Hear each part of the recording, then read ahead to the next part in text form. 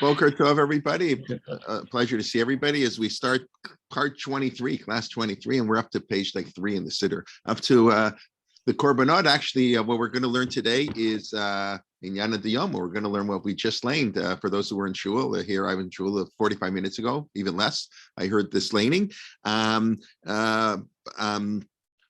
Tami. We lead on Rosh Chodesh. We're gonna first we start with the Korban Tamid. By the way, when we learn why do we read about the Korban Tamid on Rosh Chodesh, the daily Korban? Why not just start on Rosh Chodesh? Roshei Chodshechem Takrivo La Hashem. Well, what if we read with Korban Tamid? We don't read on Sukkot, on Pesach, whenever there's a Korban Musaf, whenever there's a extra like sacrifice. So we daven Musaf. That's what we do. It's to memorialize, to commemorate that it's Rosh Chodesh. And then what do we read? We read about the sacrifices that were brought on that day. So we read about the sacrifices for that day. We don't read about other sacrifices. By the way, when Rosh Chodesh falls on Shabbos, we only start to B'Yom HaShabbat. We don't read about the Korban Tamid, if you recall. When Rosh Chodesh is on a weekday, we start with the Korban Tamid, then Shabbos, then Rosh Chodesh. When Rosh Chodesh falls on a Shabbos, we read Shabbos and Rosh Chodesh. We don't read the Korban Tamid. Why? Well, why do we change? So it's anybody... We're giving a test, Mr. Zucker. That's what we said. We have to have a test. So the very simple reason is because there are not enough verses in Rosh Chodesh. You have the minimum requirement. When we learn from the Torah, there's a minimum requirement of 10 verses and 3 aliyot. And you don't have that on Rosh Chodesh. So we have to go back a little bit earlier. So read the Korban Tamid. On Shabbos, it's just the maftir. So you just need the 3 psukim for the aliyah. So then that's fine. That's plenty. The truth of the matter, as I'm sure everybody who's been to shul on Rosh Chodesh notices, there is a problem how to learn on Rosh Chodesh, because while it's true, every minimum aliyah is 3 psukim, and there are 4 aliyah on Rosh Chodesh, and there are many more than 12, verses here. The problem is the way the Torah is divided, the Parshat, and those who have been to Dr. Sokolow's class in general, people, know, and or Menachem Leibtag speaks about this a fair bit. We all know the chapter. I think we all know the chapters of the Torah were added much later. It's not a Jewish idea. It's very convenient and very conventional, and we all use it. I don't know anybody, even Art Scroll uses it. Art Scroll that doesn't take any non-Jewish commentaries. Everybody uses the chapter system. I don't know if it's King, that's what we do. But the real way, the way that Rashi says you're supposed to learn Hummish, is through the Parsha. That's what Rashi says in the opening of Vayikra. We'll read next week. So it's interesting. He makes his comment there. He says, Vayikra Moshe, that's a form of endearment. God called onto Moshe. But then Rashi says, why do you have all these, Parsha breaks? And in a Sefer Torah, you have empty space, either to the end of the line, that's what's called a ptucha, an open break, or 9 letters worth. And then it continues later on in the line, that's what's called a stuma, parsha ptucha, an open parsha, or a closed parsha. So Rashi says, why do we have them? It says, Rashi, review is the most important part of learning. As I always like to say, people don't like it as much, but that's for sure the most important thing we do when we learn is review. Rashi says the Torah puts breaks. Okay, the end of a topic, let's go back to and let's review what we learned. It's to give a pause to go over what you did. What's fascinating, of course, it's not, if you teach in school, so you review, every week, half an hour, it's proportional to how much you covered. Maybe a little proportion to how difficult it is. Look in the Hummish, there's like no proportions, like certain things, like Parshat Vayetze, Yaakov Avinu, running to Lavan, no Parsha breaks. The entire Parsha, no review. Over Bereshit, every single day of creation, 3 verses, 3-4 verses or whatever, a new parsha break. You look, it's very fascinating, and people don't pay attention to that, but I highly recommend it. If you just study the Hummish as parsha breaks, and then you ask yourself, why does a break put here and not there? So let's say by Vayetze, the Torah wants to tell us how quickly Yaakov had his children. That seems to be the simple reason. There may be other reasons. In other words, Vayetze, he ran away from Esav and chick-chock, 7 years, like Yamim Achadim, as he said, just a few days, because he loved Rachel so much. So the entire Parshat Vayetze is one Parsha block.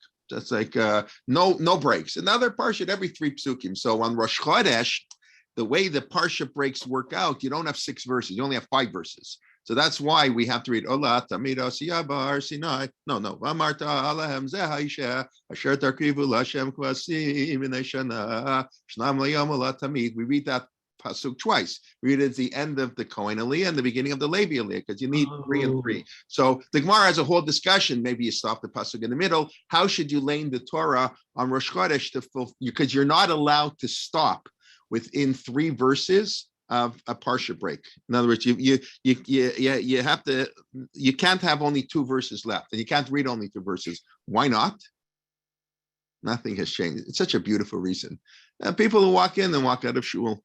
People are walking in and walking out of shul all the time. So they didn't read 3 verses. They're not going to know all the details. So the rabbis were very concerned. Hayotzim v'hanichnasim, the Kiddush club and then to shmooze in the hall a little bit. So they back and forth. So they had to. They didn't want any perception that maybe they weren't reading the Torah properly. So you weren't allowed to stop within 3 verses of a chapter. So that's why on Rosh Chodesh we double up that first pasuk in sort of that, or the third pasuk really, in Rishon and Sheni. Anyways, so today we read the Korban Tamid, which is where we're up to in the Siddur. Coincidentally, there wasn't really, I didn't plan this 23 weeks ago on Rosh Chodesh Adar to get to the Korban Tamid on Rosh Chodesh Adar or Rosh Chodesh Shvat. I don't know if we've had, I assume we haven't had a Friday Rosh Chodesh since then. Anyway, so let's just, before I get to the Korban Tamid itself, as presented in the Siddur, there's presented on the Hummish and then presented in the Siddur. They're not always the same. The words are the same, but the ideas are not always the same 100%. So just let's talk Rosh Chodesh. So Rosh Chodesh is a very interesting holiday. What mitzvahs do we have on Rosh Chodesh? Test, Mr. Zucker, you asked for it. We're giving tests. Right. What are the mitzvot of Rosh Chodesh? Say hello. Say hello. So that's a good guess, except that we in a certain sense we specifically don't say halal on Rosh Chodesh. We say halal. Yes, there's a rabbinic custom, and that's all it is, to say halal. Rabbi Soloveitchik, I think, for many years didn't say halal.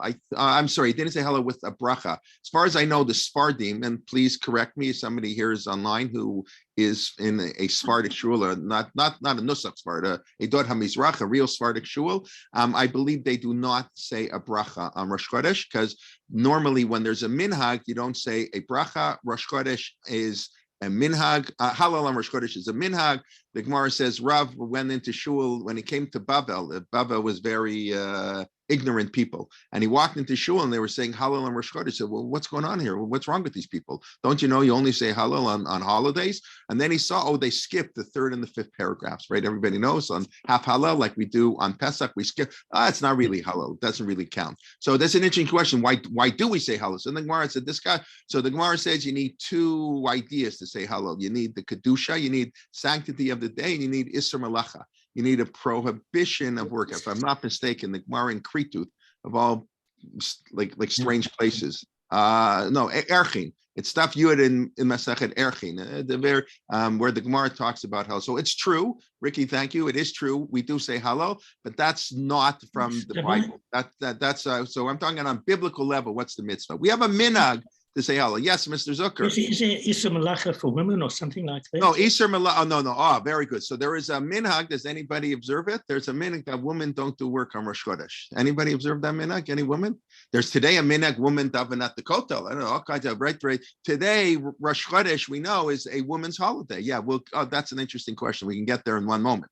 And remind me if I don't, but that's there is a custom. So all this is very nice. Of course, we do say Hallel, we do daven Musaf, but what is the biblical, like on Pesach we eat matzah, on Rosh Hashanah we blow shofar, on Shavuos I don't know what we do. Yes, we bring the korban. Also on Shavuos Bikurim, it's the beginning of Bikurim, the Shtei Halechem. So Rosh Chodesh has it's not a holiday outside of the temple. That's how Rav Soloveitchik used to describe Rosh Chodesh as a temple holiday. That's it. It was only observed in the Beit HaMikdash. We know there's certain differences between how the Beit HaMikdash operated and everywhere else. The most famous example, besides that, there was no Shabbos in the Beit HaMikdash. They just, ran as regular. Korbanot were brought on Shabbos. What would be a theoretically a death penalty outside of the Beit HaMikdash, no Shabbos. So pretty much everything ran as normal. They will hopefully get there. Why? In I don't know if we'll get it in today's class, but hopefully we'll discuss that at some point. Why the Beit HaMikdash ignored Shabbos, and secondly, is the main one that we see is on Sukkot. When do we see it? On Sukkot, according to the Torah, the way the rabbis read the verse, you could theoretically have read it in a different way, but the way the rabbis understand the verse, you should take on the first day, Siddur, Kapot, Marim, the 4 species, Usmachtem lifnei Hashem, and rejoice before God for 7 days. So you could have interpreted the pasuk, on the first day I take it, and I keep taking it for 7 days. Usmachtem b'yom harishon I take it. How long do I take it for? Usmachtem lifnei Hashem, rejoice before God for 7 days. That's not how the rabbis read the verse, though. The rabbis read the verse as 2 distinct places. Ulakachtem lachem b'yom harishon, that's everywhere in the world. Everybody should take the lulav and etrog on the first day. On Usmachtem lifnei Hashem, and the Rav Soloveitchik used to talk about this all the time. I talk about it a fair bit. Lifnei Hashem, in the presence of God. The presence of God is the Beit HaMikdash. Or the Rabbi always say the greatest joy is to be in the presence of God. Yom Kippur is the day, the Gemara says, the happiest day of the year. Lifnei Hashem titar, we're in the presence of God, we purify ourselves. Usmachtem lifnei Hashem, Sukkot is man simchatenu. The ultimate in happiness is to feel the presence of God, to stand in the presence of God. Where is God most manifest? That's in the temple. So Usmachtem lifnei Hashem, Shivat Yamim. So lifnei Hashem, almost literally. In other words, before God, in the temple, you take the lulav for 7 days. Outside the temple, you take the lulav for 1 day. In the temple, you take the lulav for 7 days. There's a famous argument, at least in yeshivas, it's famous between Rashi and the Rambam. How do you define the temple? Right? Is the temple, I'm pretty sure Rashi says the temple is the temple. That's what it means, the Mikdash. And Rambam says, no, Jerusalem is part of the temple. It's a fascinating philosophical argument. What does it mean, the temple? It's the whole city, the whole capital city, the whole city of Jerusalem. Doesn't mean Beit Vegan. And I don't know exactly where you draw the borders, but it's like the old city. I don't know where the Turks built the wall in the 16th century, but whatever, you're David. So the temple means Yerushalayim. The temple means Yerushalayim. But whatever it is, we have a distinction between the temple and everywhere else. So Rosh Chodesh, if you want to mute yourself, whoever is, I'm sorry, yeah, thank you. So this is another difference between the temple and everywhere else. So Rosh Chodesh, I think the Rav quoting his father would say, Rosh Chodesh is a temple holiday. It's a holiday only in the Beit HaMikdash. So we, to commemorate, so we have a minhag to do for half Hallel. Say Hallel. Like today, we have a minhag. Maybe it's more than a minhag. We have a takana of Rav Yochanan ben Zakkai, the great hero. We wouldn't be here today if not for Rav Yochanan ben Zakkai. I mean, there are not so many rabbis. The rabbis in Talmud are great, but we would still be here if some of them didn't exist. But if Rav Yochanan ben Zakkai wasn't born, we would not be here today. He's the one who saved Judaism. He gave up Jerusalem, because sometimes you just can't fight. So you can't fight the much stronger enemies sometimes. They were going to lose. So he said, okay, give me Yavne. So Rav Yochanan ben Zakkai, in his brilliance, not only, was a great political negotiator, Rav Yochanan ben Zakkai understood that to cheer up the people depressed. This is a very serious moment in Jewish history. The future of the Jewish people was basically threatened. So Rav Yochanan ben Zakkai said, we have to mourn the temple. I think I mentioned it last week in Shir. There were people, I think it was here, correct me if I'm wrong, or let me know if I'm right. There were people who didn't want to have any children. The Gemara in Bava Batra says after this, why should we have children? Let God can destroy. We don't need. Let God do the job on his own. We don't have to help God. What do you mean, to have the Jewish people? He's going to bring upon us the destruction. Forget it. We're not having children. The Gemara quotes that. These were pious people. I'm not talking about, these were like Miriam's father, like Amram. We're not having any children. So Rav Yochanan ben Zakkai, we have to mourn, but we also have to rejoice. We have to remind ourselves of the beauty of the temple. So Rav Yochanan ben Zakkai instituted a number of practices that used to be observed in the temple that we should observe them outside, to remember, not zecher l'churban, not to remember the destruction, but zecher l'mikdash, to rejoice the joy. And that's, of course, we all know that we take the lulav all 7 days, except on Shabbos. But by the way, in the temple, of course, they took the lulav on Shabbos. They blew shofar on Shabbos in the temple. Okay, somebody asking a question. Okay, I saw before, Sprint. Okay, do I have to mute everybody? If you can mute yourself, please. Yeah. I saw somebody had their hand up before. If they want to say something quickly, that's fine. But okay. Anyway, that's a little bit. Yes. So yes. yeah. Chol Hamoed. So there actually is an Isser Melacha on Chol Hamoed. I just see the question. I know I can't mute everybody, but I was trying to be nice and whatever. Yeah, I have to look up the Gemara in Erkin again, but no, the Gemara talks about there is an Isser Melacha on Chol Hamoed. Just there is a prohibition to work on Chol Hamoed. This is one of the neglected mitzvot of living in Chutz La'aretz. Certain the Gemara says it's a Zohar actually. I don't know anything in the Zohar, but I think this comes from the Zohar that everything, many people know this, everything depends on mazel. Afilu Sefer Torah Sheva Aron. Even the Torah in the Aron Chodesh, they use the same Torah every week, and the other one comes out on Simchas Torah.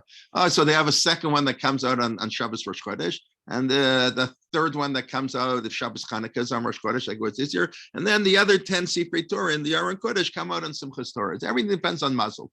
So certain mitzvot have mazel, certain mitzvot don't have mazel. We all know that. So for whatever, these are sociological factors, all kinds of interesting things. Certain mitzvot people are into, and certain people aren't into. What can you say? So Chol Hamoed is one of these mitzvot that for reasons that I readily understand, it's hard to take off 7 days from work already. So you're going to take off another 4 days for Chol Hamoed. It's not so simple, but it's so okay. If your job is, it's going to create tension at work, you are allowed to work on Chol Hamoed, but fundamentally you're not allowed to. It's not the same Isser Melacha as Shabbos, but there is a prohibition to work. That's why we don't wear tefillin. I don't know how used to be. I mean, we're supposed to wear tefillin.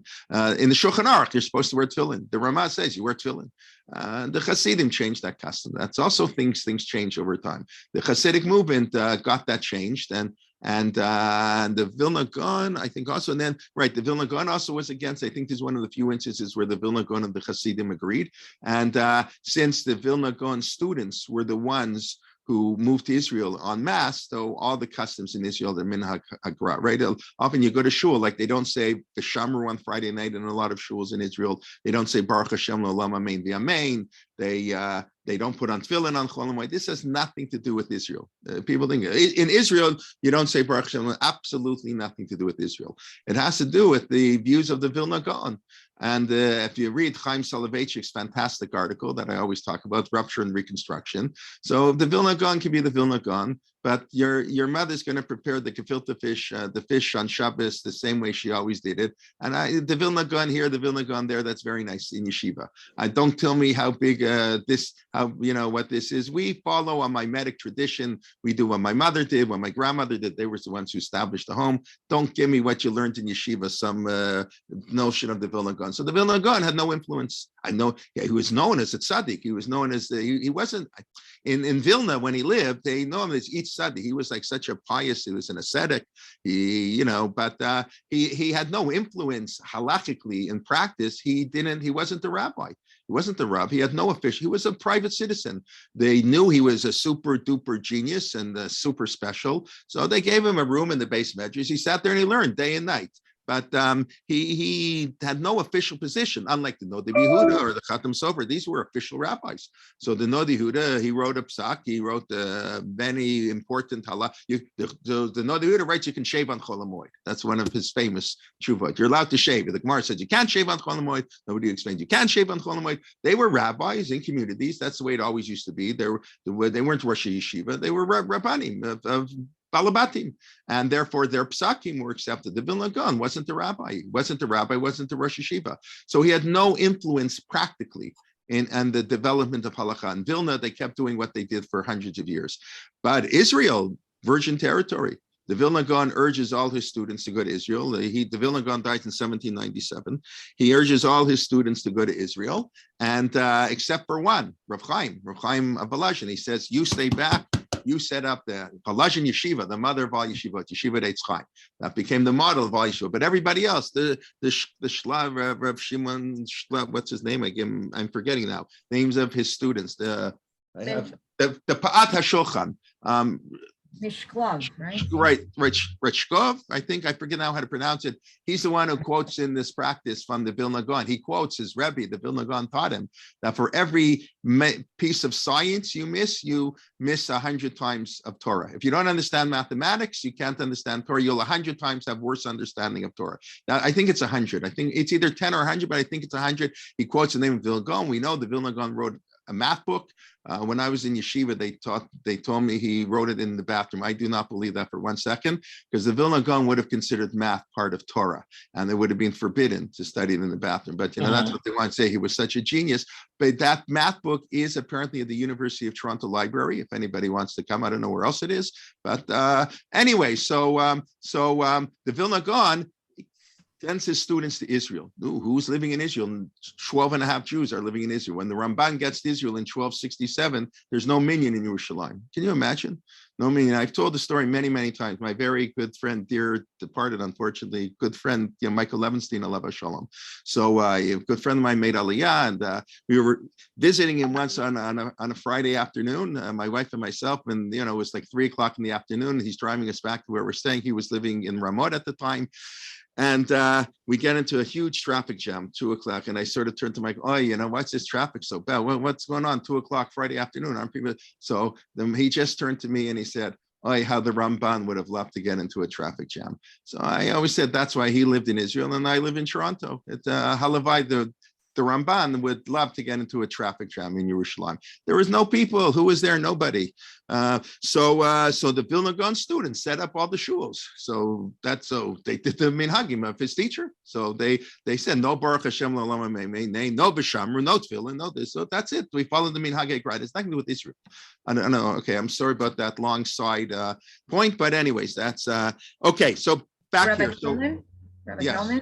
Yes. Just getting back to Rosh Chodesh, not having obvious mitzvos. What Right. about, now we say Yalav Yavo, and the halacha is if we forget it, we have to repeat it.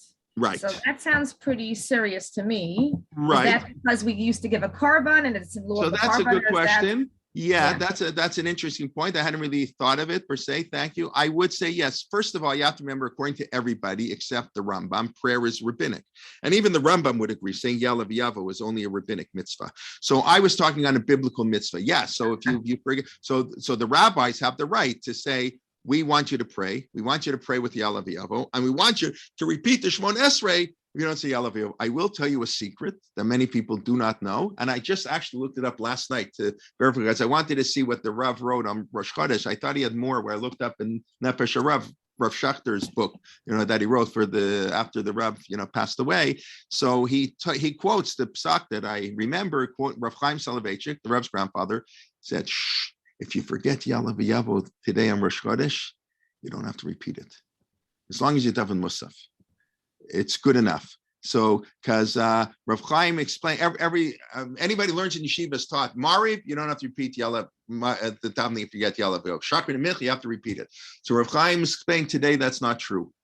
Not true anymore. If you daven Musaf, why? What do you mean it's not true anymore? Why not? So he explains because that's not here in the Rav. But I remember when Rav Shachter like told us, what he explained is that Rav Chaim felt you don't really have to daven over. You have to daven a tefillah nedava. In other words, there was a time in the Gemara, we had this notion of tefillah nedava. You daven 3 times a day. Rabbi Eliezer thinks, halavai yitpalel kol yom kulo. If only a person should pray all day, feel the presence of God, pray all day, that would be wonderful. That's a debate if that's true, but that is an opinion in the Talmud. So going to pray all day. So we used to have people be in the mood. It's hard for us to imagine. 3 times a day isn't enough. They want to daven more. It's in the summer. They haven't davened Shachrit since 7 o'clock in the morning, and Mariv's Mincha is not till 8:30 at night. So 4 o'clock in the afternoon, they feel they haven't davened. So they want to add another tefillah. So they want to add her Mincha, then add a tefillah, whatever. So you could do that. So today we recommend not just daven 3 times a day, and focus would be great. Do it once a day with your mind in it. So Rav Chaim said the rabbis wanted us to say Yalav Yavo as a tefillah nedava, but today we don't really do that. We don't have tefillah nedava, but you have to mention Rosh Chodesh or you haven't like daven. So no, that's what you have Musaf for. So if you daven Musaf right after Shachri, which is our custom, so you don't have to repeat the Shemona Esrei. But so thank you. But yeah, that would be a rabbinic thing, right? So and that again would be it's actually it's korbanot. Yalev Yavo. It said that's talking about our korbanot. So the Beit Hamikdash Rosh Chodesh is a temple holiday. It's whatever, and not without any of the politics, but absolutely, it makes sense that if you're going to go daven at Dakota once a month, go on Rosh Chodesh. I don't even know if the organizers of Women of the Wall know this, or I mean, maybe they do. I don't know, but there is something to davening. I mean, the Kotel is not the Beit Hamikdash, but the remnant of the Beit Hamikdash, and according to the Rambam, that's way on Chol Hamoed Sukkos, many people daven at the Kotel. So. Rav Yaakov Ettlinger in his Sefer Bikura Yaakov, I think it's called, his commentary on Masechet Sukkah. That's the Rebbe of Shimshon Raphael Hirsch, the one I mentioned, I think last week also, who wrote the tshuva that people who violate the Shabbat today are that we don't have the status of the Talmud puts the Sabbath violators. We don't shun them the way the Talmud says we should. So he has a tshuva based on this Rambam that if you daven on Chol Hamoed at the Kotel Sukkos, you fulfill a biblical mitzvah of lulav and etrog because Yerushalayim. So many people want to do this, and they'll go to the Kotel on Rosh Chodesh, even if they took the lulav and etrog in their shul in Beit Dagan or Har Nof or Ramot, wherever they live in Rechavia, and then they'll go to the Kotel because that elevates it to a biblical mitzvah. So Yerushalayim. So there is something, because Rosh Chodesh is really on a biblical level. There's no mitzvah for us to do, unlike Sukkot and Rosh Hashanah and Yom Kippur, even Shavuos. But Shavuos also is a little bit not. But Shavuos is really just the 50th day of Pesach. We know there's one less day of Chol Hamoed, right, on Pesach than Sukkot, but that's the 49 days or whatever. The Sfiras Omer is a long Chol Hamoed, and Shavuos is really like the extension. There is no, if you look in we know that's how the Torah describes it. It's the 50th day. There's no Parsha break. Hold on, I have to look now at the Parsha break. I think there is a Parsha break. But we know when Shavuos, 50 days after Pesach. You want to know where the laws of Shavuos are in the Shulchan Aruch? They're in the laws of Pesach. The last, and it's on the top of the page. It says Hilchot Pesach. And he's talking about the laws of Shavuos. Shavuos is part of Pesach. So, but all the holidays have some manifestation outside of the temple, except for Rosh Chodesh. Rosh Chodesh is no manifestation outside the temple. Minhagim, yeah, beautiful. The rabbis say Hallel. We daven Musaf. We always daven Musaf to remind ourselves. Okay, so that's a little bit on Rosh Chodesh. And Rosh Chodesh Adar, of course, is a special month. Misha Nichnas Adar Marvin B'Simcha. It's interesting, and when does it end? I mentioned this the other day, alluded to it. So I believe if you looked in Rashi, by the way, it goes together. Misha nichnas adar marbi b'simcha, misha nichnas av mematim b'simcha. We have less joy. So the Gemara is a very strange way of presenting that. What does it mean, marbi b'simcha? So what do you have to do? Get married on Rosh Chodesh? Okay, beautiful. Get married on Rosh Chodesh. They're very nice. What does it mean, marbi b'simcha? You have to have an extra meal. You have to have a meal every Rosh Chodesh. That's another neglected halacha. That same way you can't work on Chol Hamoed normally, in theory. The Shulchan Aruch says Rosh Chodesh we should have eat out, go out to the restaurant once a month or whatever. Now restaurants are open. Okay, it's Rosh Chodesh. So anyway, what was I just saying? I forget what I was just saying. Rosh Chodesh. Extra mitzvah. What is Marvin B'Simcha? Oh yes, thank you very much. I'm glad somebody's listening. Okay, what's Marvin B'Simcha? What's Marvin B'Simcha? It's not going to. It is eating an extra meal. So that's Rosh Chodesh. What does it mean? So the Gemara is a very strange idea. I mean, I would add that if you have a court case with a non-Jew, go in Adar. And Misha Nichnas Av Mematim B'Simcha. If you have a court case with a non-Jew, don't do it in Av, because your luck isn't so good. I know that's a very, very peculiar way for the Talmud to describe what Misha Nichnas Adar Mematim. So the truth of the matter is, I have to now go to look that up a little bit more. That's what the Gemara says. It doesn't preclude other things. It's just a funny thing. In other words, why would the Gemara describe Misha Nichnas Adar Mar B'Simcha? Okay, so you'll make more money. Maybe you'll win in the court case. It's also a little bit strange. It means you're talking about a society where you don't really get a fair bargain. In other words, I would like to think that there's no difference if you go to court.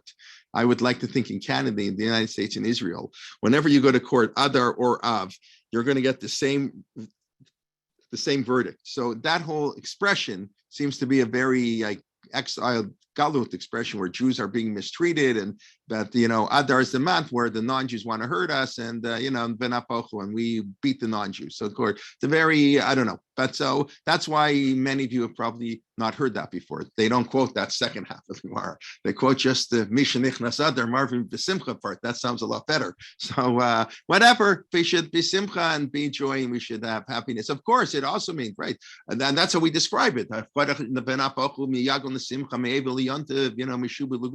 We all the stuff we say on Pesach. That's, I think, what Rashi says.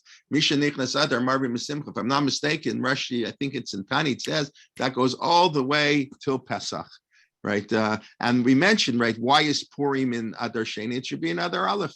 That's why I know there are all kinds of different views, but when people ask me, and I don't know why they ask me, but sometimes people ask me, they have Yortzeit, when should they do it, Adar Aleph or Adar Beit? So I always tell them Adar Aleph. I know there's the debate, so okay, I feel.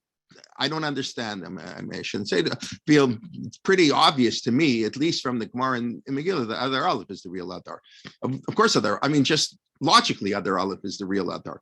Adar Beit is an add-on because it's a leap year. There's only an Adar Aleph to fix our calendar. It's just without knowing anything. But then when the Gemara itself says, we should read Megillah. We should read the Purim. We should read the Megillah and Adar Aleph. Of course we should. Ein ma'avirim al hamitzvah. You do a mitzvah the first time. The Gemara said, you're right. But we have another reason. We meet today, mismach geula legeula. We want to read about the two redemptions of the Jewish people side by side. We want Purim to be 30 days Pesach. A friend of mine in Toronto, I used to, for many years, Tova, I don't think I'm doing it this year. I inherited it from my brother-in-law and my nephews. There's a senior citizens residence a few blocks from where I live. So my brother-in-law and my nephews used to lay there for 15 years. How long, Tova, did everybody lay there? How long did you go on Purim night to Lane? Long time, yeah. And then at least 10 years ago, they handed it over to me. So for the last, until COVID, we did do it in 2020. Remember, COVID hit like the day after Purim, we closed down like the Sunday after Purim. So that Purim, I did it 2 years ago. So I would go. So the first couple of years, I would lane the whole thing. Then my kids would lane, and we'd all lane together. So, we would lane in the old age home. So the minhag, the last pasuk in the Megillah. What's the last pasuk in the Megillah? Ki Mordechai Hayudi Mishneh lemelech Achashverosh die Dover Shalom lechol amo. Right? Why do I do that? Because I picked up from a friend of mine. Obviously, I'm sure people were because Purim is 30 days before Pesach. What's the first halacha in Hilchot Pesach? Shoalim v'dorshim b'Hilchot Pesach shloshim yom. Pesach starts 30 days before. Right, and many of the commentators only by Pesach, not true by Rosh Hashanah and Sukkot. That's a debate. The assumption maybe only by Pesach. When is it? It's Purim. You think that's a coincidence? That 30 days? Oh, it happens to be Purim. Of course not. Purim is the first day of Pesach, and of course in the Megillah they fasted on Pesach. Right, the 3 days fast they fasted on Pesach because that's the debate.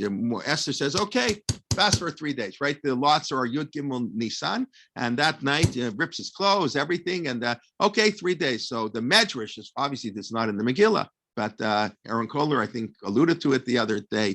The Medrash picks up. Mordechai said, "That's right, you crazy."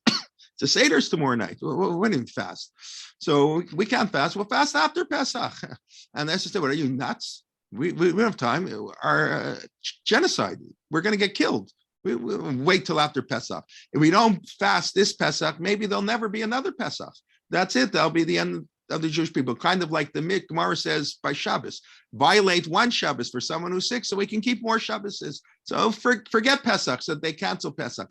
Pesach plays a very deep role in Purim. So 30 days before is, so the Gemara says, in order to have the redemption of Purim, the redemption of Pesach next to each other, we have to read the Megillah in Adar Beit. But that means pretty obvious that Adar Aleph is the real Adar. Just there's a special reason, a special halakha, and the truth of the matter, that's not true.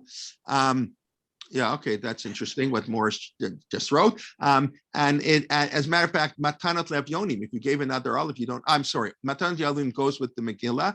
Mishloach Manot, the simple reading of the Gemara, Mishloach Manot, if you had a Suda, well, what was in the Mishnah? The Mishnah, you didn't know there'd be other Beit. Now we know. So you read the Megillah, another Aleph. And 2 weeks later, the Beit Din says, oh, no, we're pushing off like Pesach. Okay, so you have to read it again. So Gemara says you have to read it again and give Matanat Lev Yonim.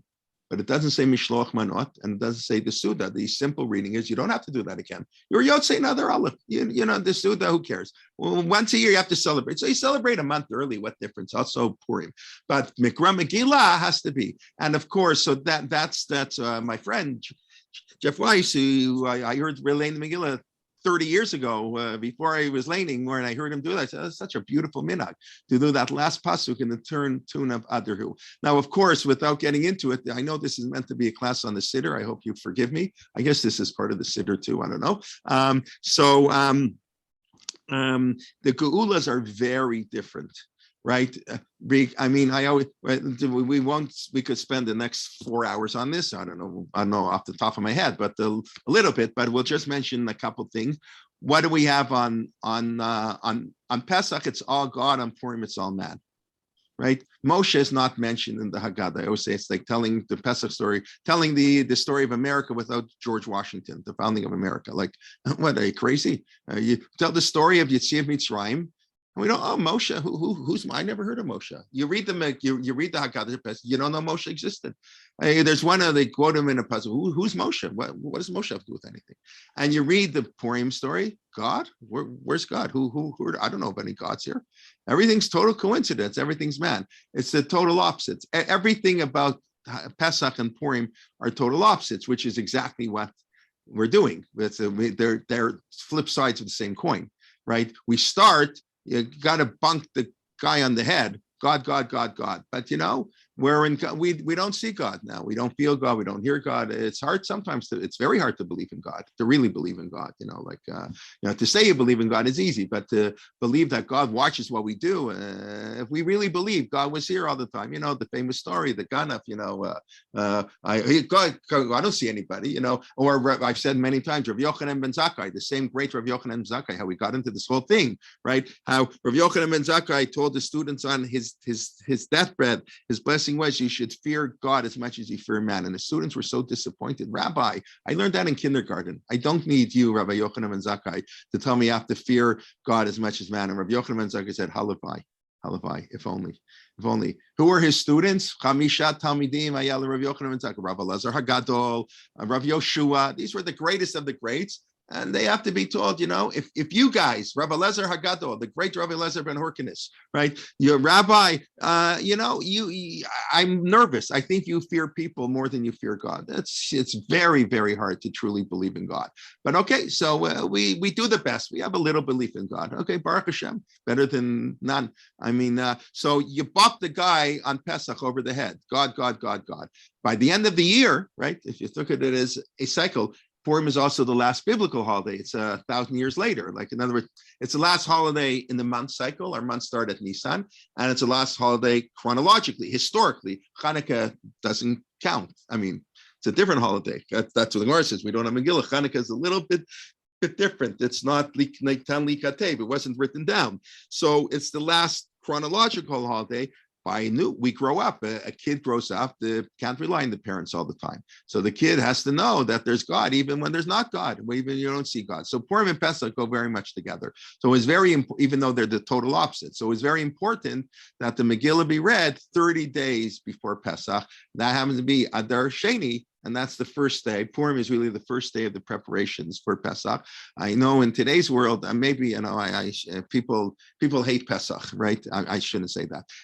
Many women, maybe it's not a fair comment, but it's true. Many women don't like Pesach so much because you say Pesach and they get all nervous, cleaning, and it's one of the reasons there's a $1 billion Pesach industry these days. It used to be people couldn't afford to spend $40,000 to go away for Pesach. Baruch Hashem, today people have so much money they can afford to go away for not everybody, but enough to create a $1 billion industry to go away for hotels for Pesach, which I assume this year will be back to normal. I don't know what 2 years ago didn't exist. Last year, I don't know what it was like exactly, but people don't like Pesach. They dread Pesach, which is, by the way, a terrible, terrible, terrible thing. Pesach is a joyous holiday, and I know every rabbi. It's a funny thing. Mazel. The cleaning for Pesach won, or I think it lost actually, but it won the award for how carefully people take cleaning. So I think we lost. That's a bad thing. That's not a good thing. We have bittul chametz. You say my chametz is worth this. So you're right. You don't leave a piece of cake in the fridge. I get it. But you don't have to move your fridge, and you don't have to turn your desk upside down. You don't have to unscrew, and you don't have to take every book and read through every book because you were eating bread when you were learning. It's just not true. That's what bittul chametz is. To get rid of. I mean, we keep all of us. We keep chametz in our house. Yeah, we sell it, but we keep chametz in its house, and then we go nuts because there's a crumb somewhere under the fridge. Who cares? That's what bittul chametz is. The old joke on the dog, right? Should I tell it quickly? I don't know. It's hard to know on Zoom. I don't see enough if I should tell the jokes. A bad joke. The halacha is that if you go to, if you're not sure if you can eat the food on Pesach, if it's still considered food. So it's the tradition of the Gemara is ra'ui la'achila kelev. Would a dog eat it? If even a dog wouldn't eat it, then you don't have to worry about it. Even if it was chametz, it looks like chametz, but if a dog wouldn't eat it, you don't have to worry about it. So that's ra'ui la'achila kelev. It's not considered chametz, even though it once was pure chametz. So they have the joke, a bad joke, I'm sorry. But the guy goes to the rabbi, he says, Rabbi, is this chametz? So the rabbi says, he looks at it, he says, why don't you feed it to your dog? And see, if the dog eats it, then you got to worry about it. If the dog doesn't eat it, you don't have to worry about it. So 2 weeks later, he comes back to the rabbi and asks, Rabbi, is this chametz? I have to worry about it. So the rabbi says, I don't understand. I told you, go feed it to your dog. So the guy says, my dog is too machmir. So anyways, okay, I'm sorry. Okay, nobody's laughing. Okay. Anyways, all right. Okay. We'll talk. Maybe today people don't want dogs to make it. Depends on where you're living. Okay, let's do something in the Siddur. But that's Rosh Chodesh. It's important. Rosh Chodesh is a beautiful holiday. It's a biblical holiday. It is a biblical holiday, but a biblical holiday only in the temple. When the Beit HaMikdash will be rebuilt, we can celebrate real Rosh Chodesh. But now we have minhagim. To say Hallel, half Hallel, our custom to say it with a bracha that did develop as the Ashkenazic, custom. And you say Yalav Yavo, and yes, you have to repeat the Shmon Esrei, maybe. I don't think Rav Chaim's works at Mincha, by the way. I have to check, like what I said, that Rav Chaim Soloveitch said, if you forget the Yalav Yavo at Shachrit, it's okay because you're saying it at Musaf. I don't think, maybe it does get said it once. I'm not even sure, but just off the top of my head, I assume it does not apply at Mincha because you don't say Musaf after Mincha, like you don't say anything to acknowledge the Rosh Chodesh afterwards. Okay, so let's get back to the Korban Tamid. That was the Korban Musaf, or the Korban Musaf on Rosh Chodesh.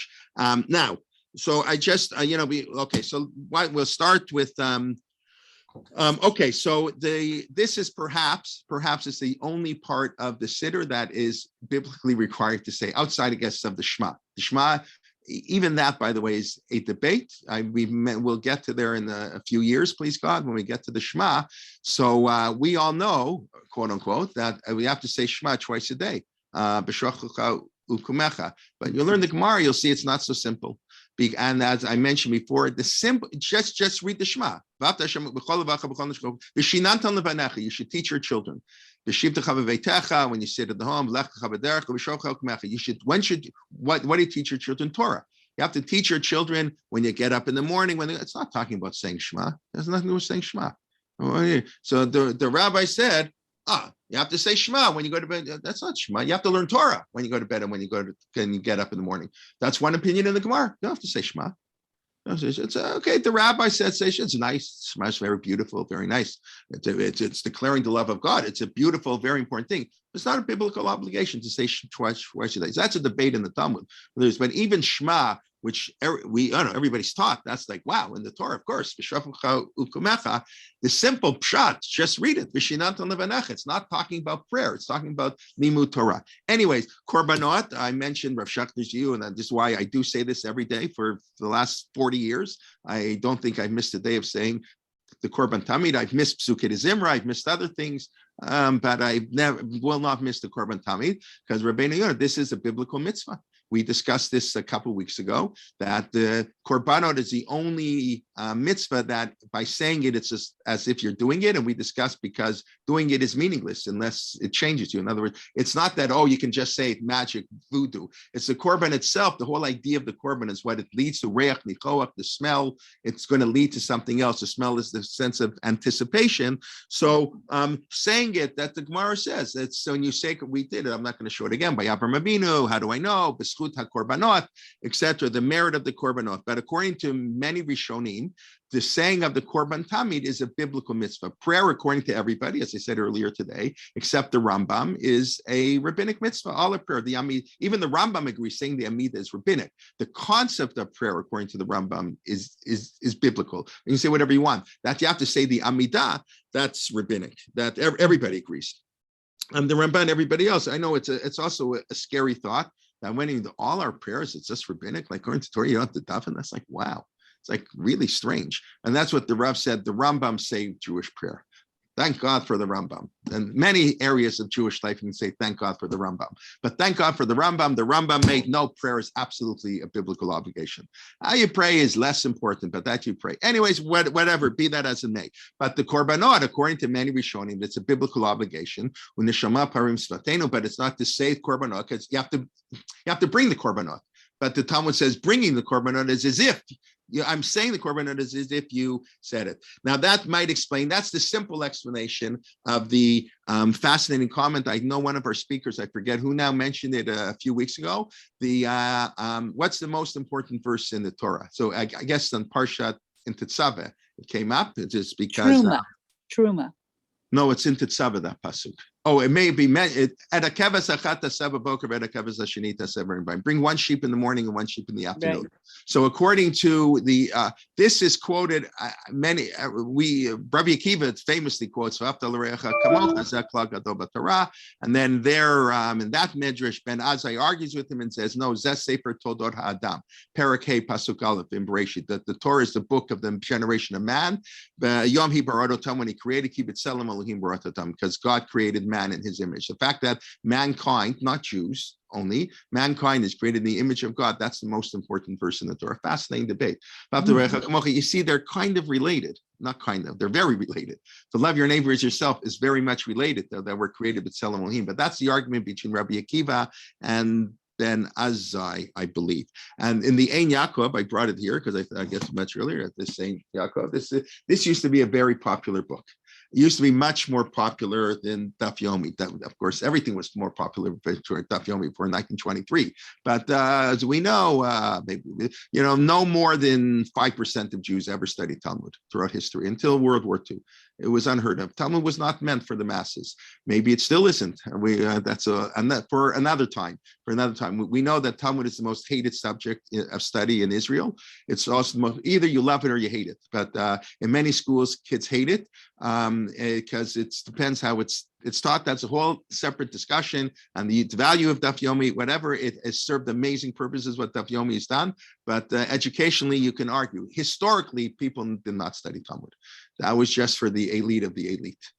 They were the only ones who studied Talmud. What people did study, at least when it was made, it's the 1500s with the Ein Yaakov. The Ein Yaakov is the study of Talmud, but in a very different way. It's the agadic, non-legal portions. So Ibn Chaviv, what was his name? Yaakov was his son. Do I have it here? Rav Levi. No, I think it is Rav Yaakov Ibn Chaviv. He's Spanish, Ibn Chaviv. And he took all the non-legal sections of the Talmud and he put them in a book. And now the book is printed with commentaries. So people are much more interested. The stories, and there's much deeper messages.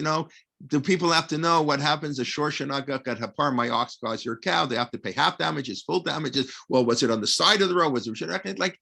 Is that uplifting? And the person's working all day. That's what he's going to do at night. Let him learn these beautiful stories about Rabbi Akiva, dedication, Rabbi Yochanan ben Zakkai. Let him learn about the beautiful stories and the messages and the images. So that's what it was done.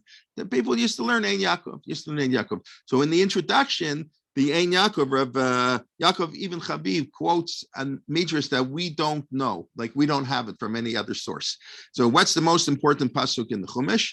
So one view is V'ahavta l'reacha kamocha, right? One is Shema, I just said, Shema Yisrael, whether you have to say Shema every day or not, we don't have to say V'ahavta l'reacha kamocha every day. There's no mitzvah in Torah to say that pasuk. But Shema is the most important verse in the Torah. Makes sense. V'ahavta l'reacha kamocha. And then this third obscure opinion, bring one sheep in the morning and one sheep in the afternoon. That's what you got to do. That's the most important verse. So I was always taught, what does that mean? Consistency. It's a beautiful idea. The most important thing being, you have the high moment. You go to shul on Yom Kippur, high moment. What's the most important part of Yom Kippur? What's the most important thing about Yom Kippur? Davening Mariv afterwards. The day, very good. The day after. Vayihimi Macharat. I spoke about that last week or 2 weeks ago. The day after. That's when Yitro came. That's when they built the. What's Yom Kippur is nice, beautiful, important, but much more important is Vayihimi Macharat. The line that I heard originally from Rabbi Liebtag, who claims he heard it from Nechama Leibowitz, who claims she heard it from 20 other people, is it's much more important what you do between Yom Kippur and Rosh Hashanah than between Rosh Hashanah and Yom Kippur. Right. What's much Yom Kippur is very nice. The Gemara says, why we get our reward for Yom Kippur? To give tzedakah. Igra de Tanita, the reward for a fast, it's tzedakah. Because when you feel the pain, when you know what it's like to be hungry, unless you feel pain of hunger, you don't really know what it's like to be hungry. And fasting one day, it's not quite like starving people in Ukraine, hopefully, God, and hopefully not, but, or in Africa. And, starving is unbelievably painful. But so we have to at least go through it, at least for 25 hours. And then you'll feel the pain and you'll give charity. So forget al-chaitz, banging. It's very nice. Good.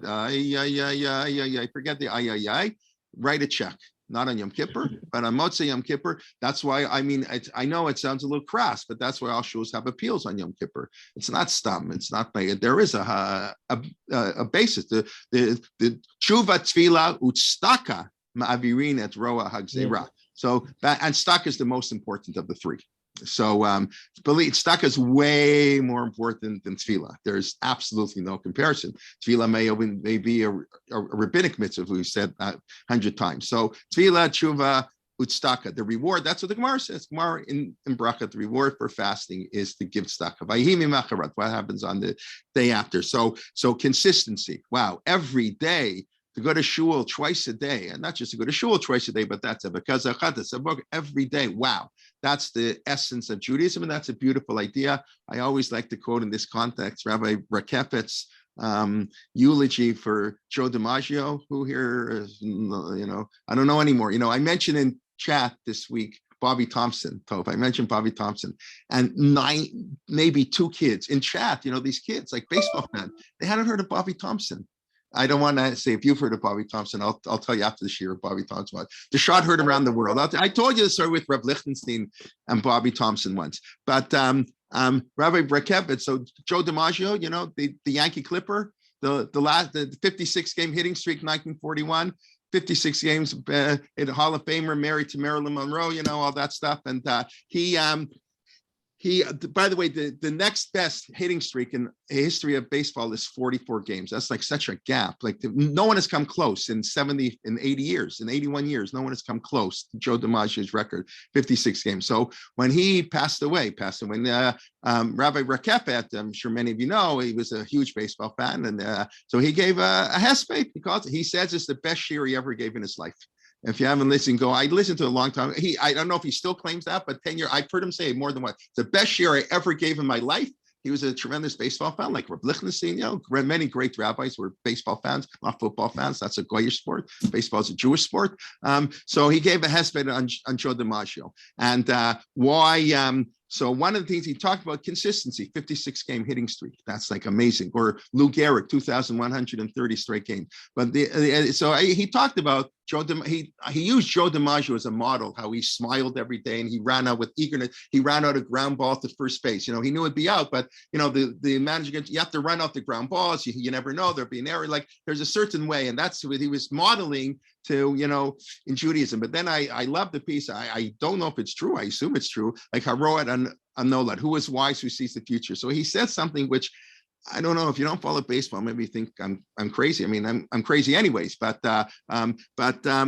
he said Joe DiMaggio was never thrown out in his career going first to third base on a base hit. I don't know if you don't know baseball, but that's gewaldic. Like that's like, wow. He never in his career got thrown out of third base. That's like unbelievable. Like anyway, so consistency every day, with a smile, with enthusiasm. You run out the ground balls. Judaism can be monotonous, especially prayer. We all know that. Prayer is a very difficult mitzvah. If you pray, but unless you pray every day, it's going to be hard on Rosh Hashanah. You won't be inspired on Rosh Hashanah. But you got to pray every day. So that's why this is the most important verse in the Torah. That's the third opinion in Yaakov that Rabbi Yaakov Ibn Chabib quotes as the most important verse in the Torah. The second reason with this will end is perhaps a more basic reason. We'll be discussing korbanos are really important.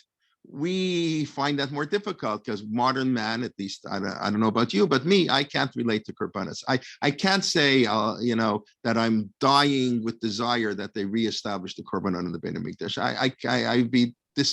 I'm not opposed to it. I'm not like saying this would be terrible, but it's not like, oh my God, when I think about the Messianic period or what I want the Geula, right? The Geula of Purim, the Geula of Pesach, what I'm thinking about is not korbanot in the Beit HaMikdash. There are beautiful reasons. I give all kinds of explanations to defend korbanot, but I don't think that's how we think. And we won't get into the view that some interpretations of Rav Kook does present the possibility that in the third Beit HaMikdash there will not be korbanot. That's not the mainstream view, but the fact that such a view exists is in itself quite a fascinating idea. So maybe we'll pick up on that a little bit next week. But in many voices in our tradition, korbanos is the be all and the end all. I mean, that's how we get close to God. That's what it means, korban. I mean, and if it works, then it is really great. It is really great. But korbanot, if not for the korbanot, then I wouldn't. God, our merit to Israel. We did that Gemara a few weeks ago. Avram says, "How do I know I'm going to get Israel?" God says, "Bring korbanot." Bring this korbanot. The korbanot is really, really important. I think most modern people like the consistency argument. It sits much better with us. But I think probably the simple pshat, even Chabib, and both the and Yaakov, this idea, just to explain that they're both true, is this is taking view. Korbanot is very, very important and it's integral. And that's why, 25% of the Hummish is about korbanot. I mean, the Mishkan and the korbanot take up an inordinate amount, right? Everybody, Rabbi Kumar said, like, it's hard to give a shir in Pekude. Who wants to hear it again? It was hard enough in Shuma and Tetzaveh, now we've got to go through it again. Vayakal and Pekude, he's in Vayikra, Tzav, Shmini, Tazria, Mitzorah, give me a break. But obviously, it's very important. The Torah wouldn't spend so much time on it if it wasn't important. So that's a challenge for modern people, is how do we relate to korbanot? And obviously this requires many, many, many classes and analyzing the Rambam's view and etc. But you do see here, and I do say the korban tamid every day, and because it's a mitzvah and perhaps a biblical mitzvah. And yes, we do pray. I do say naseh, right?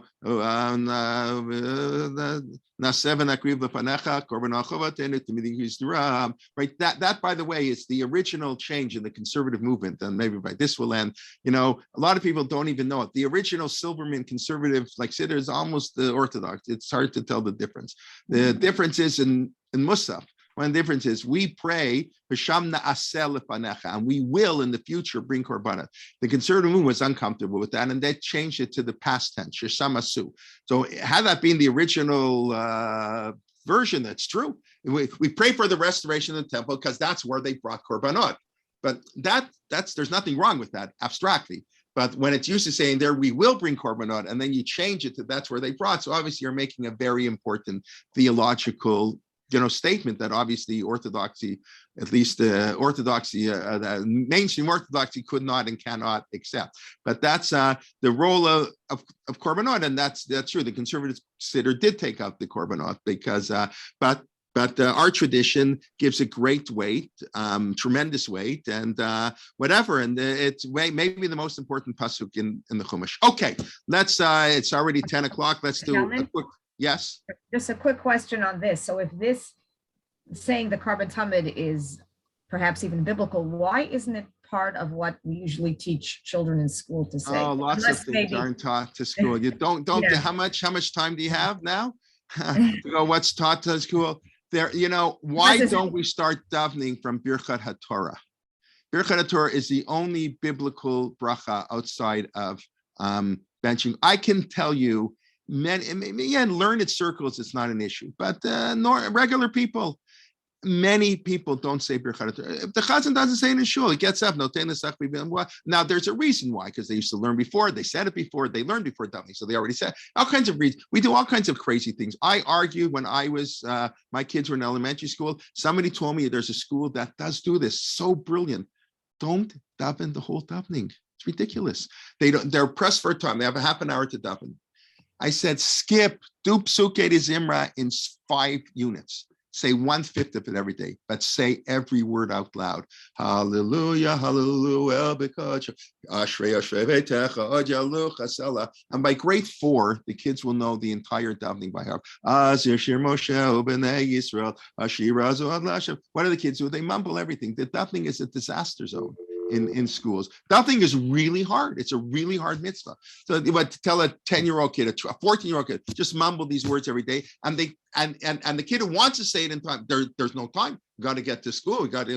We have a double curriculum. So the way we do things in school, I don't want to criticize. We do many things well and right, but the fact that it's not taught because it's boring. I mean, I think the simple reason is people don't relate to korbanot. It's what do they do in most shuls? They say Mekadesh Yisrael and they skip to Rabbi Yishmael because people don't relate to, because what I just admitted publicly, many people will be afraid to admit that I'm not I believe in, I'm not criticizing, I'm not against, but I don't yearn for the restoration of the sacrifices. I think many people, if they be honest, would say they don't want the sacrifices. In other words, that you're not to have sacrifices.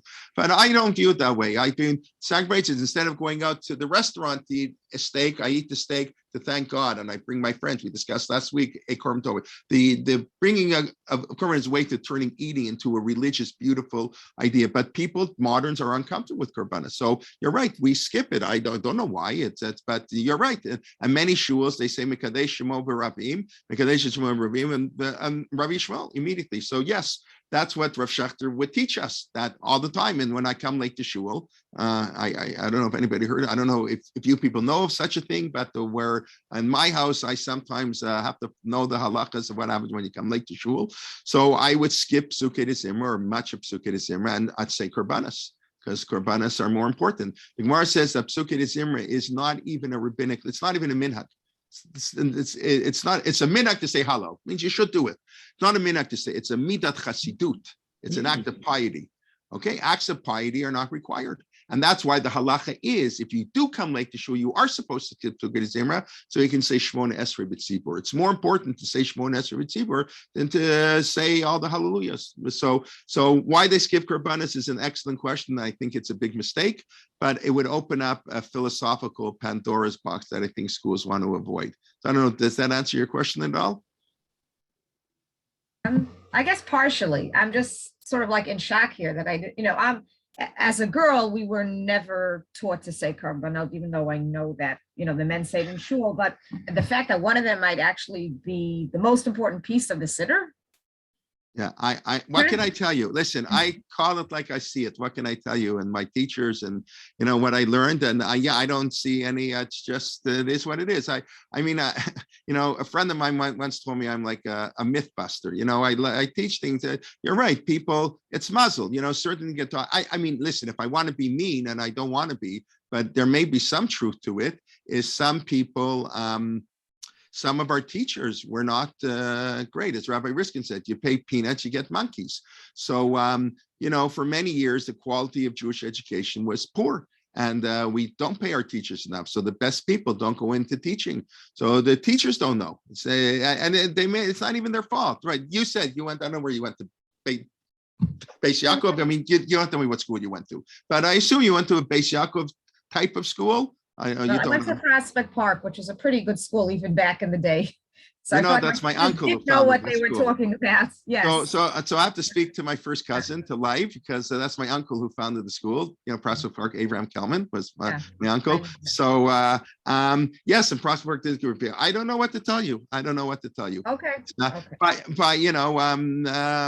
listen, if you want to be technical about it, a woman is exempt from saying Shema, and that's a little bit problematic. I've asked a lot of people. I don't have a good explanation for that. I know, I think Lori Novik's written about it. I spoke to John Deering about it. I don't have yet, no, but of course a woman should say Shema and she gets a mitzvah. But in terms of pure obligation, the Mishnah is clear. It's mitzvah to say Shema Grama, and it's not an exception to the rule. I don't know why it's not an exception. You would think Shema is so important, it's an exception, but it's not. But anyways, it is interesting. But thank you. Okay, let's just do a very, very quick review. It's late, but we spent most of the time on Rosh Chodesh. Rosh Chodesh is a temple holiday, and how it's observed. And Rav Yochanan ben Zakkai, his saving of Yerushalayim, but reliving the temple. It's not enough to mourn the temple, it's to recreate the temple, and the temple operates in a different sphere. The temple, the laws of Shabbat don't apply. They bring korbanot, they bring the lulav all 7 days. So we want to mimic some of the events of the temple. So we daven Tfilat Musaf when there was, and we discussed the laning on Rosh Chodesh is problematic. The 3 verses you have to say, but you can't have the Parsha breaks, which is the real way to learn Hummish. Through Parsha breaks, it's not a amount, but it's every unit, and some units are big and some are small. Need to have you need to review them, and Rosh Chodesh is problematic because the Parsha break there's a 5-verse thing, so that's why we have to repeat the verse. And but really, and then we discuss Purim and Pesach, that it's Rosh Chodesh, and that's why we're relating up Rosh Chodesh, but really it's Rosh Chodesh Adar Aleph, and as Morris pointed out, that's right. If you want to do your yahrzeit in another beit, they won't let you daven for the Yamut necessarily because your real chiyuv was another Aleph, which is what I believe, correct? Because Purim is the beginning of Pesach. It's not a coincidence. It's 30 days. The 2 gulas are very different, but they're both redemptions, but 2 different styles of redemption, one God, one man.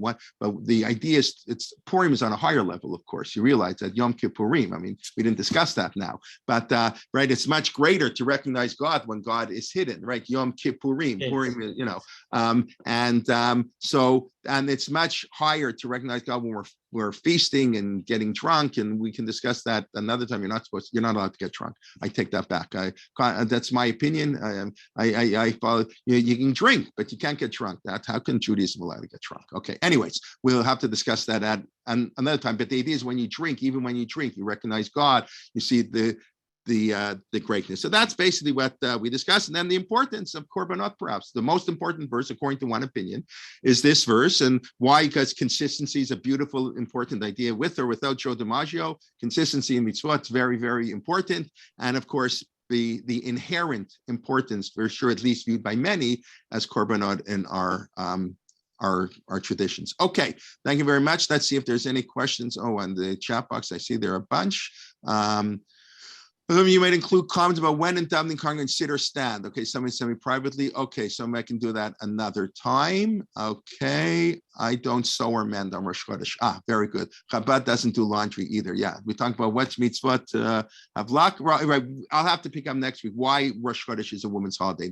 We don't have time for it today. The Rabbi had a particular problem with the yachid. That is correct. For many times, the Rav didn't say a bracha when he davened b'yechidus, but he changed later on in his life. That's what Rav Shlomo told us. He did have a time when he wouldn't add a minyan. He'd be traveling from Boston to New York. Very often he'd miss minyan, be on the train or on the plane. So the Rav would not say a bracha on Hallel.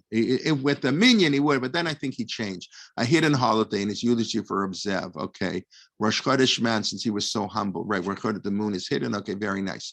So maybe women should say hello with a bracha if they don't work on Rosh Chodesh. Yeah, I don't think the two are related. It's an Isser Malacha. If they don't work, they take upon themselves the Isser Malacha. That opens up an entire can of worms. That the most radical idea I've heard is that a woman can obligate herself in mitzvah to seishes mangrama, can say, I'm going to obligate myself to make it a real obligation. Therefore, I can blow shofar for man because I have the same obligation man. So that view has not been accepted by traditional poskim, but I've heard that view floated. Can a woman voluntarily accept it as an obligation, and then she becomes obligated? And then once she becomes obligated, she's on the same level as a man, so then she can blow shofar for the man. But the woman can't blow for the man because woman's not really obligated in shofar. She can do the mitzvah. It's wonderful. So I don't think taking his obligation working. It's the Gemara says, because there is no. And that prohibition to work it's not a real prohibition. It doesn't apply to everything, but it's an interesting idea. Okay, on Chol Hamoed we say hello with the bracha, but there's no Isser Malacha. Yeah, we talked about that. There is we said that the Vilna Gaon had a big influence on the psyche of Jews, specifically the yeshiva world. Correct. That's much later, dedicating oneself to the Torah. Chaim Soloveitchik article, the Vilna Gaon's influence was much delayed. Israel was immediate because they said shul, but it came about in the 20th century only. The Vilna Gaon's psakim, he only became rupture and reconstruction. When we reconstructed Judaism, we reconstructed it with the Vilna Gaon's ideas. But in his lifetime and the 100 years after he died, 150 years after he died, he was a wonderful, amazing person, but he didn't have much influence on the development of halacha. I think it's a terrible. I think it's wrong to tell your children to grow up to be a Vilna Gaon that just gives them mental health problems. We cannot grow up to be another Vilna Gaon. Like they say to you, when are you going to be like Rabbi Akiva Eiger? I'm never going to be like Rabbi Akiva Eiger, and I don't strive to be like Rabbi Akiva Eiger. I want to be like Rav Zusya, that famous story. I think he was one, the Hasidic Rebbe. When I get to heaven, they're not going to ask me, why weren't you the Vilna Gaon? Why weren't you Moshe Rabbeinu? They ask me, why weren't you Rav Zusya? Why weren't you so? I want to be J. Kelman. I don't have any desire to be the no. I can't be the no to be who I can't be a Vilna Gaon. I don't think it's a good idea for parents to tell their children, I'm sorry, I don't want to insult anybody, but I think it's just not realistic. Just like I wouldn't tell my kid to grow up to be Joe DiMaggio, whatever. I don't know. But anyways, okay. Regarding court cases with non-Jews, Chazal believes in astrology as part of the natural order. Okay, Chaim, and another time. I don't know enough about it to be true. Ein mazal Yisrael. The Gemara says maybe you're not allowed to say mazel tov. That's a whole other discussion. But yes, the rabbis clearly did believe in auspicious and inauspicious time, and how that plays in with lo to onanu, you're not allowed to have the superstition. That's a little bit beyond me, and for sure now. But you're right. That's a debate. Mazel, can you say mazel tov? Ein mazal Yisrael. The Jews aren't bound by these laws. Korbanos were communal obligations. That is correct. The Kohen should say korbanos.